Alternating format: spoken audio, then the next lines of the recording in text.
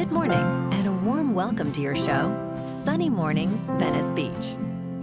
I'm your host, Melissa, and it's Thursday, January 1st. Happy New Year.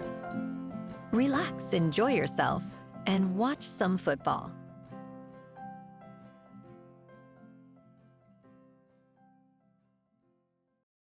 So now you know.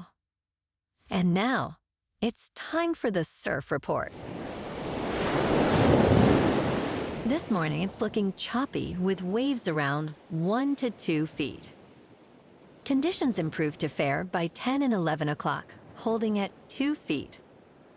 By noon, the swell drops back to 1 to 2 feet as the wind shifts on shore at 4 miles per hour. Expect glassy conditions later with winds shifting west at less than 5 miles per hour.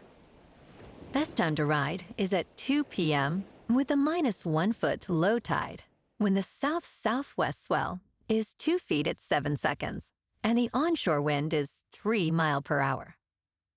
The first high tide on Thursday will be 7 feet at 6:45 a.m., followed by a -1.5 foot low tide at 2:15. The nearshore buoy at Santa Monica Pier reads 62 degrees for the water temperature. Conditions are clean with waves at 0 to 1 foot on Friday, ideal for beginners. Saturday sees a gradual increase in size, reaching 2 to 3 feet, but winds shift to choppy in the afternoon. Sunday goes further to 3 to 4 feet with choppy conditions, making it the most challenging day of the period, especially in the afternoon.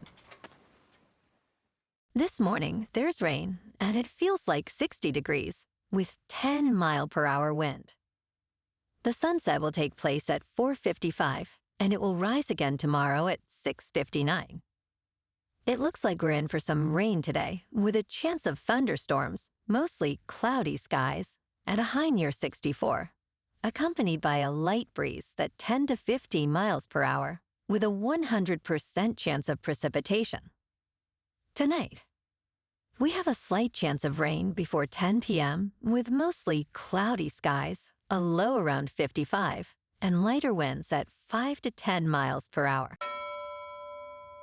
Looking ahead in the weather. Friday is mostly cloudy with a high near 62 and an east-southeast wind of 5 to 10 miles per hour, with a chance of rain developing after 10 p.m. and a low around 56. Rain is likely Saturday through Sunday night, with highs near 62 on Saturday, then around 61 on Sunday, and lows in the mid to upper 50s each night. Monday remains mostly cloudy with rain likely and a high near 60, then a low near 52 Monday night. Bonjour, food enthusiasts. This podcast is brought to you by Versailles Cafe and Pastries in Encinitas. Nestled on El Camino Real South, just north of Encinitas Boulevard, this cafe is a haven for culinary delights. Indulge in their amazing Eggs Benedict or their gluten-free crepes. You can grab a panini for lunch or just breeze on through to get your morning coffee. They are open every day from 8 to 5. So stop on by and don't forget to tell them Sunny Morning sent you. In local news, Peter Thiel is expanding his presence in South Florida as California's wealthiest residents reconsider their futures in the state. On Wednesday, Thiel Capital announced the opening of a new office in Miami's Wynwood neighborhood, a hub for startups and investors. This move comes amid debates over a proposed one-time 5% tax on residents with net worths exceeding $1 billion, which critics warn could drive high net worth individuals out of California. Thiel, who has deepened ties to Miami in recent years, signed a lease in December and emphasizes this expansion as a long-term commitment to the region.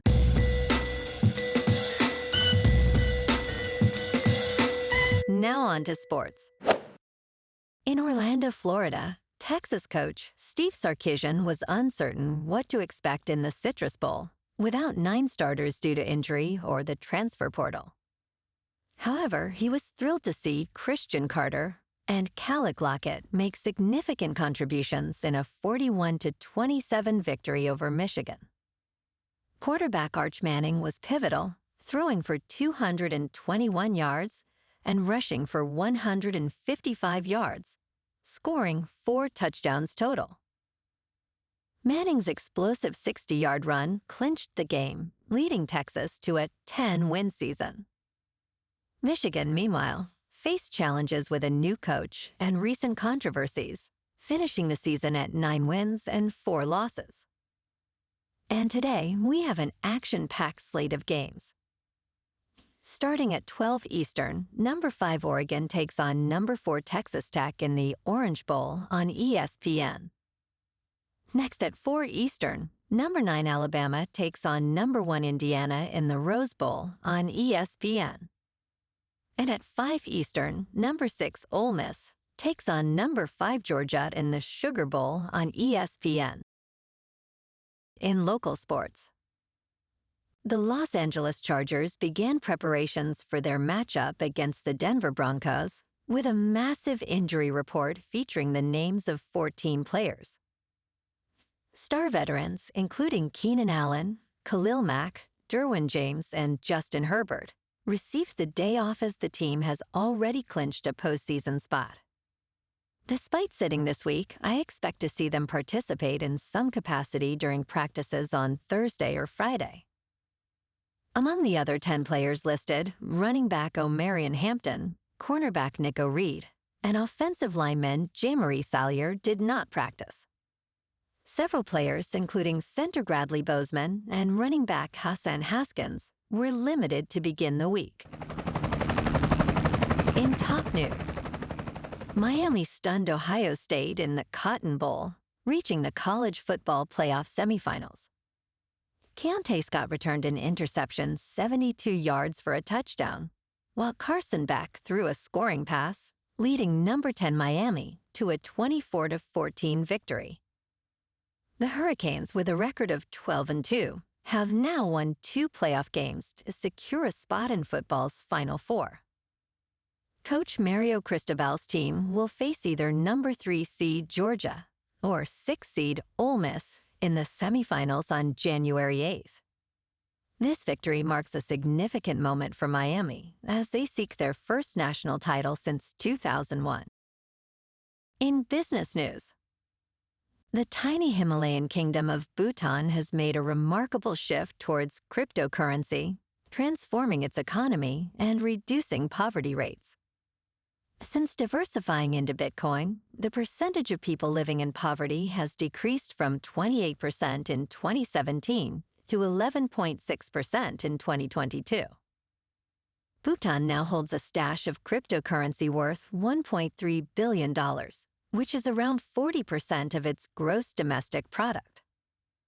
The government has launched a national digital identity system using blockchain technology and a nationwide cryptocurrency payment system for tourists. Bhutan is positioning itself as a hub for innovation, aiming to attract the world's best minds. In crypto movement, Bitcoin is down 1% to about $88,000. Ethereum is unchanged at $3,000. And XRP is down 2% to $1.83. Moving on to a more local vibe. In our community spotlight on health and wellness, we are working with a national Pilates studio to bring you some free classes, so listen up. Check out Club Pilates, with several locations in the San Diego area. Pilates presents a comprehensive wellness approach, cultivating strength, reducing tension, and elevating mental well-being. Scientific research affirms its benefits. So now you can check out Club Pilates for a free class, with locations in Encinitas, Solana Beach, Oceanside, La Jolla, and more. Just be sure to tell them Sunny Morning sent you by. And now, back to the show. Let's talk science. For the first time ever, the colossal squid might have shown its secret face. Did cameras finally spot the ocean's most elusive monster?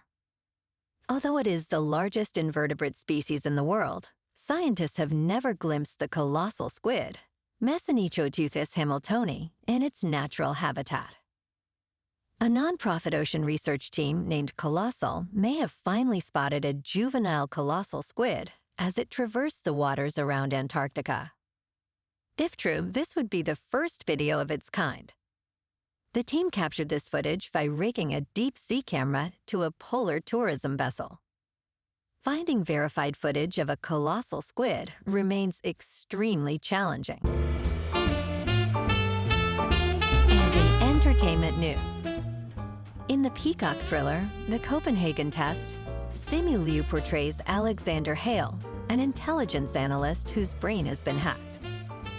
The series follows Hale, who works for an organization called The Orphanage, dedicated to overseeing United States intelligence. Although the series explores interesting themes, such as loyalty and integrity, its complicated plot becomes overwhelming. The character struggles with health issues while competing for a promotion, leading to a convoluted narrative. Despite its potential, The Copenhagen Test fails to deliver a gripping experience, ultimately losing momentum and interest among viewers. Well, alrighty folks, it's time for the quote of the day. And today, our quote comes from the American author and motivational speaker, Zig Ziglar. And he said, "You don't have to be great to start, but you have to start to be great." And that's a wrap for this morning. You can check out our Instagram, YouTube, and TikTok for some captivating aerial videos with local news and the surf reports. Have an amazing day, my good friends.